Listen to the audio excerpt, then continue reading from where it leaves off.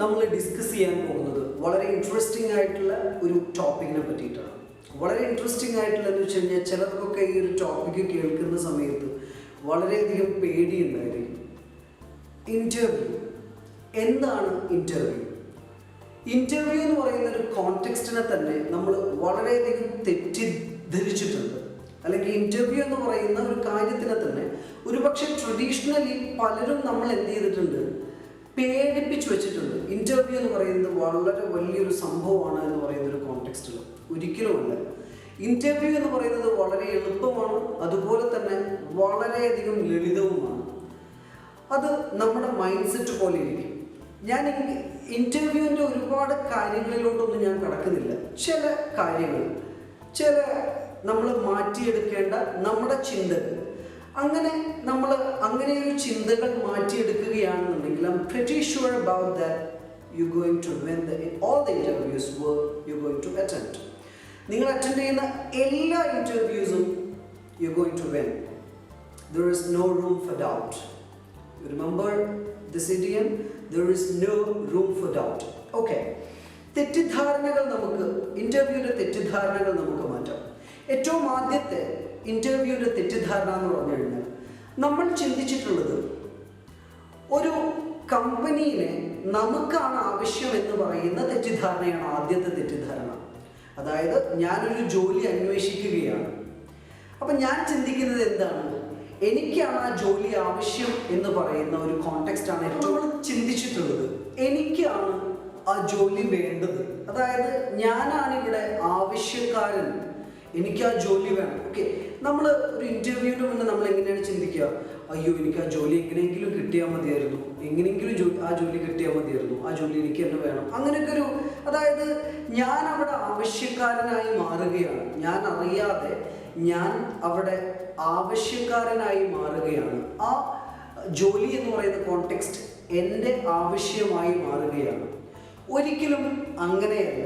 അതൊരു സൈക്കോളജിക്കൽ എററാണ് എന്ന് വേണമെങ്കിൽ ഞാൻ പറയും. കാരണം അങ്ങനെയൊരു എറർ അല്ലെങ്കിൽ തെറ്റിദ്ധാരണ സംഭവിക്കുന്നത് കൊണ്ടാണ് ഇൻ്റർവ്യൂ എന്ന് പറയുന്ന ഈ ഒരു കോണ്ടെക്സ്റ്റ്, വളരെ ലളിതമായൊരു കോണ്ടെക്സ്റ്റ് തന്നെ ഇത്രയും ഭീതിജനകമാകുന്നത്.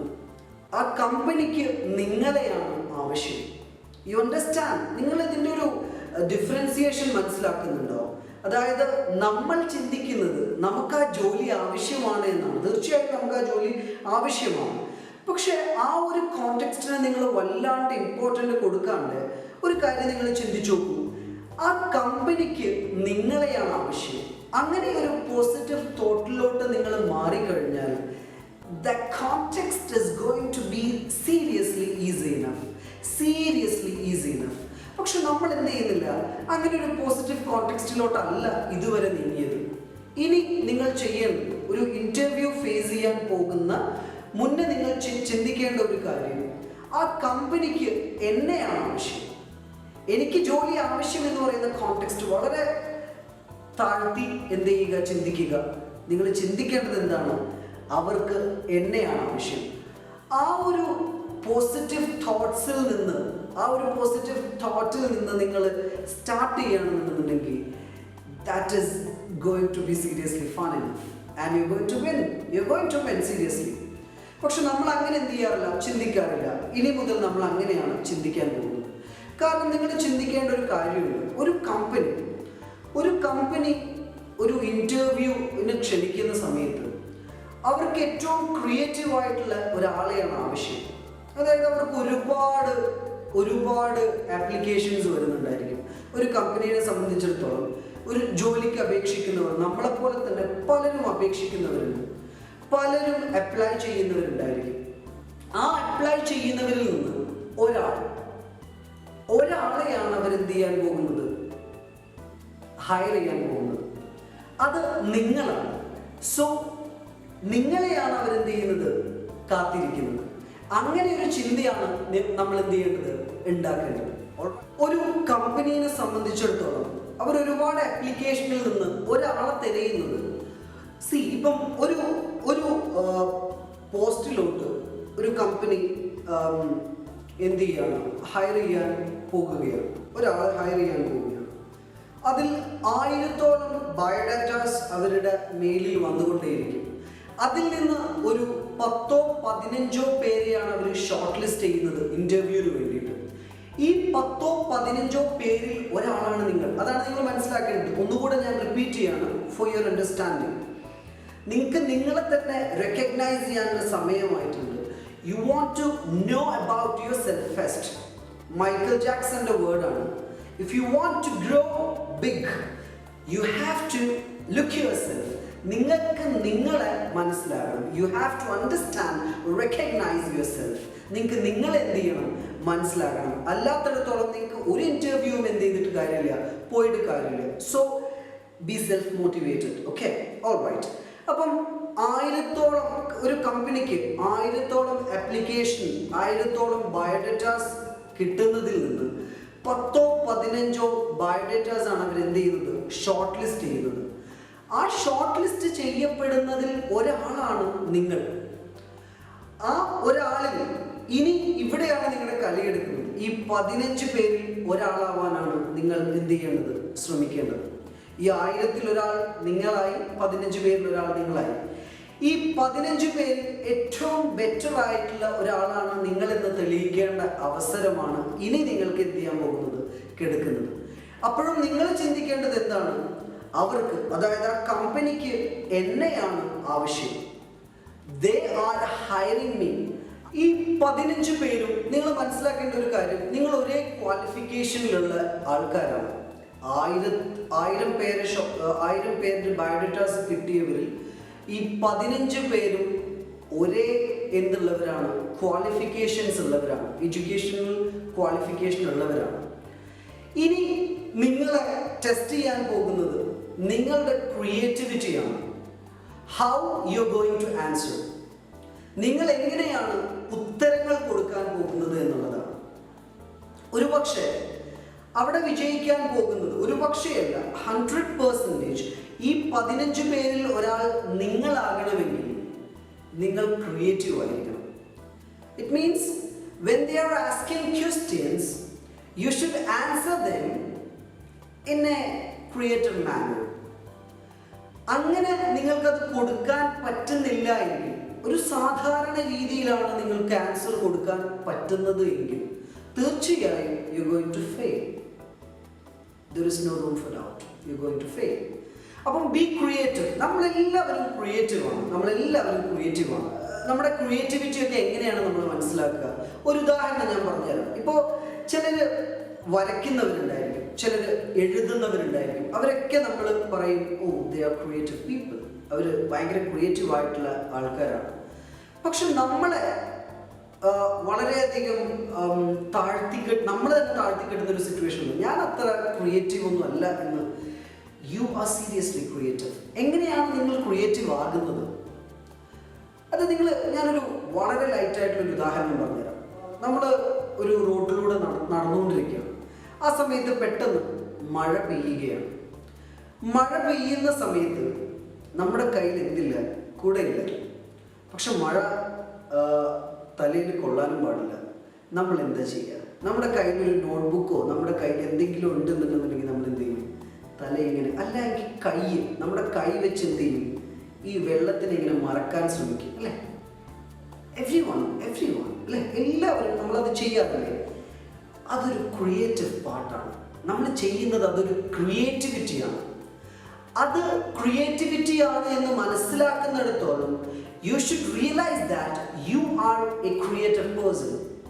നിങ്ങളൊരു ക്രിയേറ്റീവ് ആയിട്ടുള്ള പേഴ്സണാണ്. ഞാനൊരു ക്രിയേറ്റീവ് ആയിട്ടുള്ളൊരു പേഴ്സണാണ്. അങ്ങനെ ഒരു റെക്കഗ്നിഷനിലോട്ട് നിങ്ങൾ എന്ത് ചെയ്യണം, എത്തണം. So every one is creative. അപ്പോൾ അതുകൊണ്ട് ക്രിയേറ്റീവ് ആയിട്ടുള്ള ഉത്തരങ്ങൾ എന്ത് ചെയ്യാൻ പറ്റണം, കൊടുക്കാൻ പറ്റണം. അവിടെയാണ് നിങ്ങൾ വിജയിക്കാൻ പോകുന്നത്. ക്രിയേറ്റീവ് ആയിട്ടുള്ള ഉത്തരങ്ങളിലോട്ട് കടക്കുന്ന സമയത്ത് എങ്ങനെയാണ് ക്രിയേറ്റീവ് ആയിട്ട് ഉത്തരം കൊടുക്കുക എന്ന് പറയുന്നൊരു ചോദ്യം ഓട്ടോമാറ്റിക്കലി നിങ്ങളുടെ മനസ്സിലുണ്ടായിരിക്കും. ഞാൻ എല്ലാ ഇൻ്റർവ്യൂവിലും പലരും പതറിപ്പോകുന്ന, അല്ലെങ്കിൽ പലരും തെറ്റായി ഉത്തരം കൊടുക്കുന്ന ഒരു സെഷൻ ഞാൻ പറഞ്ഞുതരാം. ഇൻ്റർവ്യൂവർ ഒരു 95% of interviewers are going to ask you what is your weakness. നിങ്ങളുടെ വീക്ക്നെസ് ആൻഡ് സ്ട്രെങ്ത് ചോദിക്കാൻ സാധ്യതയുണ്ട്. അപ്പം നിങ്ങളോട് ഒരു ഇൻ്റർവ്യൂവർ ചോദിക്കുകയാണ്, വാട്ട് ഈസ് യുവർ വീക്ക്നെസ്? ചിലർ പറയും ചിലർ വളരെ ലൈറ്റായിട്ടൊക്കെ എടുത്തിട്ട് പറയും my weakness is I smoke, or I don't know how to manage time. I don't know how to manage time. എനിക്ക് ടൈം മാനേജ് ചെയ്യാൻ അറിയില്ല. അങ്ങനെയുള്ള വളരെ സത്യസന്ധമായിട്ട് അവരുടെ വീക്ക്നെസ് എന്താണോ അതൊക്കെ അവർ പറയും. അങ്ങനെ പറയുമ്പോൾ നിങ്ങൾ ശ്രദ്ധിക്കേണ്ടത്, നിങ്ങൾ ഷോ ചെയ്യുന്നത് നിങ്ങളുടെ നെഗറ്റീവാണ്. അവർക്ക് ആവശ്യം, ഒരു ഇൻ്റർവ്യൂവറിന് ആവശ്യം നിങ്ങളുടെ നെഗറ്റിവിറ്റി പറയലല്ല, നിങ്ങൾ എങ്ങനെയാണ് ആ ക്വസ്റ്റ്യനെ ടാക്കിൾ ചെയ്യാൻ പോകുന്നത് എന്നുള്ളതാണ്. ആ ഇൻ്റർവ്യൂവറിന് 100% അറിയാം എന്ത്, നിങ്ങൾക്കും വീക്ക്നെസ് ഉണ്ട്, ആ ചോദ്യം ചോദിക്കുന്ന ഇൻ്റർവ്യൂവറിനും വീക്ക്നെസ് ഉണ്ടെന്ന്. പക്ഷെ വീക്ക്നെസ് എന്താണ് എന്ന് ചോദിക്കുന്നത് ഒരിക്കലും നിങ്ങളുടെ വീക്ക്നെസ് അറിയാനുള്ള ത്വര കൊണ്ടൊന്നും അല്ല. പിന്നെ എന്തുകൊണ്ടാണ്? How you gonna tackle that question, എങ്ങനെയാണ് നിങ്ങൾ ആ ക്വസ്റ്റ്യൻ ടാക്കിൾ ചെയ്യാൻ പോകുന്നത് എന്ന് അവർക്ക് അറിയാൻ വേണ്ടിയിട്ടാണ്. സോ ആ ക്വസ്റ്റ്യൻ ടാക്കിൾ ചെയ്യുന്ന ഒരു രീതി ഞാൻ പറഞ്ഞുതരാം. എൻ്റെ ഒരു സ്ട്രെങ്തിനെ, നിങ്ങളുടെ ഒരു സ്ട്രെങ്തിനെ എന്ത് ചെയ്യാൻ ശ്രമിക്കണം, നിങ്ങൾ നിങ്ങളുടെ വീക്ക്നെസ് ആക്കാൻ ശ്രമിക്കണം. അതായത് നിങ്ങളുടെ ഒരു സ്ട്രെങ്ത്, ഇപ്പം നമുക്ക് പറയാം എങ്ങനെ, എന്നോട് ആരെങ്കിലും ഒരാൾ പെട്ടെന്ന് ഹെൽപ്പ് ചോദിച്ചു കഴിഞ്ഞാൽ ഞാൻ നോ പറയാറില്ല. I don't know how to say no. No പറയാൻ എനിക്ക് അറിയില്ല. ഞാൻ പെട്ടെന്ന് അത് ചെയ്തു കൊടുക്കും. അതൊരു സ്ട്രെങ്താണ്. പക്ഷെ അത് നിങ്ങൾ വീക്ക്നെസ്സായി കണ്ടു. അപ്പം അതാണ് ക്രിയേറ്റീവ് ആൻസേഴ്സ് എന്ന് പറയുന്നത്. ഇനി വേണമെന്നെനിക്ക് പറയാം എന്ത്, ഞാനൊരു ലോട്ടറി എടുക്കാത്ത മനുഷ്യനാണ്. ഓക്കെ, ഒരു കഥ രൂപത്തിൽ വേണമെങ്കിൽ പറയാം. I don't buy lotteries. ഞാൻ ലോട്ടറി എടുക്കാത്ത ഒരാളാണ്.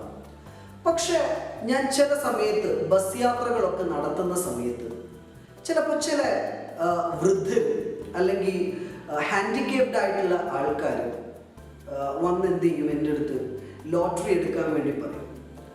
അവിടെ എന്നെ സംബന്ധിച്ചിടത്തോളം എൻ്റെ എത്തിക്സ് എന്ന് പറയുന്നത് ഐ ഹേറ്റ് ലോട്ടറി എന്ന് പറയുന്നൊരു കോണ്ടെക്സ്റ്റ് എനിക്ക് ഹേറ്റാണ്. പക്ഷെ ആ ഒരു സിറ്റുവേഷൻ, ആ കൊണ്ടുവരുന്ന വൃദ്ധയുടെ പ്രായവും അവരൊരു ഹാൻഡിക്യാപ്ഡും ആയതുകൊണ്ട് ഞാനത് പർച്ചേസ് ചെയ്യും.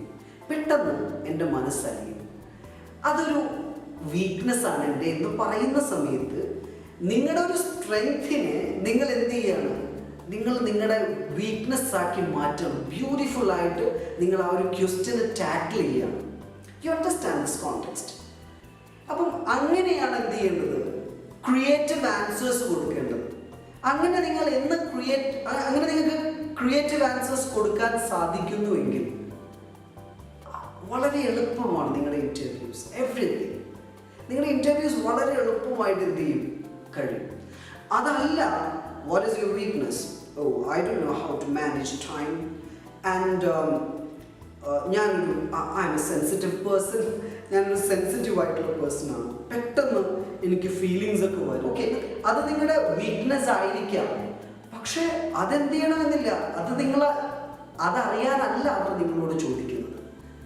നിങ്ങൾ എങ്ങനെയാണ് ആ ക്വസ്റ്റ്യനെ ടാക്കിൾ ചെയ്യുന്നത്, ക്രിയേറ്റീവായ ആൻസേഴ്സ് പറയുന്നത് എന്ന് പറയാൻ വേണ്ടിയിട്ടാണ്. ഇനി പതറിപ്പോകുന്ന ചില സിറ്റുവേഷൻസ് ഉണ്ട് ക്വസ്റ്റ്യൻസിൽ.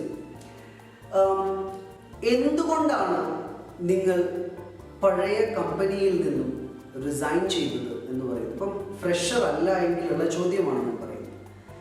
അപ്പം പലരും പറയും, ചില ആൾക്കാർ പറയും എന്ത്, I was not comfortable with that company. ആ കമ്പനിയുമായി എനിക്ക് അത്ര കംഫർട്ടബിലിറ്റി ഉണ്ടായിരുന്നില്ല, അതുകൊണ്ടാണ് മാറിയതെന്ന് പറയും. സത്യസന്ധമായ ആൻസർ ആയിരിക്കും. പക്ഷേ അവിടെ ഒരിക്കലും നിങ്ങൾ എന്ത് ചെയ്യാൻ പാടില്ല, അത്രത്തോളം എന്താവാൻ പാടില്ല, സത്യസന്ധമാവാൻ പാടില്ല. കാരണം മറ്റൊരു കമ്പനീനെ നെഗറ്റീവ് പറയുന്നവൻ അടുത്ത തവണ എൻ്റെ കമ്പനിയെയും നെഗറ്റീവാണ് പറയാൻ പോകുന്നത് എന്ന് പറയുന്ന ചിന്ത എപ്പോഴും ആ ഒരു ഇൻ്റർവ്യൂവിൻ്റെ അടുത്തുണ്ടായിരിക്കും. അപ്പോൾ ഒരിക്കലും നിങ്ങളുടെ ഇൻ്റർവ്യൂവിൽ നെഗറ്റീവ് ടോക്സ് വരാൻ പാടില്ലാണ്ട് നിങ്ങൾ എന്ത് ചെയ്യണം, ശ്രമിക്കണം. You should always shoot positive answers. Please You should not shoot negative answers. അതിനിപ്പോൾ ചിലപ്പോൾ ചോദിക്കും, what is your opinion about your previous boss? നിങ്ങളുടെ പ്രീവിയസ് ബോസിനെ പറ്റിയിട്ടുള്ള നിങ്ങളുടെ അഭിപ്രായം എന്താണ്? അപ്പം നിങ്ങൾ പറയും, oh, he was seriously an irritating guy. അയാൾ ഭയങ്കരമായിട്ട് ഇറിറ്റേറ്റ് ചെയ്യാറുണ്ടെന്ന്. സി, അത് സത്യസന്ധമായിരിക്കും. But when you said that, your chance has gone. Seriously, your chance has gone. അപ്പോൾ അതുകൊണ്ട് ഒരിക്കലും നെഗറ്റീവ് സംസാരിക്കാണ്ടിരിക്കുക. നിങ്ങൾ പറയാം, oh, he was such a gentleman and he was a good team leader, he knew how to handle the people. അങ്ങനെയൊക്കെ ആളെ പറ്റി പതുക്കെ ഇങ്ങനെ തട്ടി വിട്ടുകൊണ്ടിരിക്കുക. നുണയാണെന്ന് തോന്നിക്കും. And you should understand this context. Interview is a drama. Interview is a drama. Interview എന്ന് പറയുന്നത് ഒരു dramatic സാധനമാണ്. നമ്മൾ എത്ര അതിനെ എന്താ പറയുക, പേടിച്ചാലും ഭയന്നാലും ഇറ്റ്സ് എ ഡ്രാമ. അപ്പോൾ അതുകൊണ്ട് തന്നെ വളരെ ക്രിയേറ്റീവായിട്ട് ആൻസർ ചെയ്യാൻ ശ്രമിക്കണം. ഇനി പതറിപ്പോകുന്ന അല്ലെങ്കിൽ നമുക്ക് ഡൗട്ട്ഫുൾ ആയിട്ടുള്ള ഒരു സിറ്റുവേഷൻ എന്ന് പറയുന്നത്, വാട്ട് ഇസ് യുവർ എക്സ്പെക്ടേഷൻ? നിങ്ങളുടെ പ്രതീക്ഷ എന്താ? ഐ മീൻ, അവർ ചോദിക്കാൻ പോകുന്നത് നിങ്ങളുടെ മാർക്കറ്റ് വാല്യൂ എന്താണ്, അല്ലെങ്കിൽ നിങ്ങളുടെ പേയ്മെൻറ്റ് എത്രയാണ്, നിങ്ങൾക്ക് എത്രയാണ് സാലറി വേണ്ടതെന്നാണ് ചോദിക്കാൻ പോകുന്നത്. ഒരു ചോദിക്കുന്നത്, നിങ്ങൾ എന്ത് പറയും? നിങ്ങൾ എന്താണ് പറയാൻ പോകുന്നത്? യു ഷുഡ് സീരിയസ്ലി അണ്ടർസ്റ്റാൻഡ്, നിങ്ങളെ ഡിമാൻഡ് ചെയ്യേണ്ട സമയമാണത്. നിങ്ങളുടെ വാല്യൂ ഇടുന്ന സമയമാണത്. ഒരിക്കലും എന്ത് ചെയ്യാൻ പാടില്ല, അവരുമായി ഒരു ബാർഗെയിനിങ്ങിന് നിൽക്കാൻ പാടില്ല. If you are thinking it is 25,000, yes, I need 25,000. ഒരിക്കലും ഒരു എന്ത് ഫിഗർ പറയാൻ പാടില്ല, oh, I'm okay with 15 to 25. 15ന്റെ ഇടയിലും 25ന്റെ ഇടയിലും എന്ന് പറയുന്ന ഒരു കോണ്ടെക്സ്റ്റിൽ നിൽക്കരുത്. Because you are valuing yourself. നിങ്ങളെ വാല്യൂ ചെയ്യുകയാണ്. അവിടെ ഒരിക്കലും ഇൻ ബിറ്റ്വീൻ എന്ന് പറയുന്ന സാധനം ഇടരുത്. അങ്ങനെ ഇട്ട് കഴിഞ്ഞാൽ നിങ്ങൾക്ക് നിങ്ങളെ വാല്യൂ ചെയ്യാൻ അറിയില്ല എന്നാണ് അർത്ഥം. My expectation is 25,000. അപ്പോൾ 25,000-ന് തന്നെ അവരെന്ത് ചെയ്യണം? എഗ്രി ചെയ്തോളൂ. ഇനി അവർ പറയാണ്, oh actually we planned around 20,000 എന്ന് പറയുന്ന സമയത്ത് I you okay with that? 20,000-നാണ് ഞങ്ങൾ പ്ലാൻ ചെയ്തിട്ടുള്ളതെന്ന് പറഞ്ഞു കഴിഞ്ഞാൽ നിങ്ങളോട് ചോദിക്കും, നിങ്ങൾ ഓക്കെയാണ്? നിങ്ങൾ എന്ത് പറയും? നമുക്ക് പെട്ടെന്ന് ആ ജോലി കിട്ടാൻ വേണ്ടി നമ്മൾ എന്ത് പറയും? Okay, I am okay with 20,000. അതും ഒരിക്കലും ചെയ്തുകൂടാ. Because you decreasing your value. You are decreasing your value. Don't do it. അവരോട് പറയണം, all right, I am okay with 20,000 for now. പക്ഷേ നിങ്ങൾക്ക് എന്ത് ചെയ്യാം, ഒരു 2 മാസം എടുത്ത് എൻ്റെ കാലിബർ നിങ്ങൾക്ക് ചെക്ക് ചെയ്യാം. And if you felt that I am okay for 25,000, please increase my salary. എൻ്റെ കാലിബർ നിങ്ങൾക്ക് ചെക്ക് ചെയ്തിട്ട് നിങ്ങൾക്ക് ഓക്കെ ആണ് എന്ന് തോന്നുകയാണ് എങ്കിൽ എപ്പോഴും എന്ത് ചെയ്യുക, നിങ്ങൾ 25,000-ലോട്ട് എൻ്റെ സാലറി ഇൻക്രീസ് ചെയ്യണം. അതൊരു നല്ല ക്രിയേറ്റീവായിട്ടുള്ള മറുപടിയാണ്.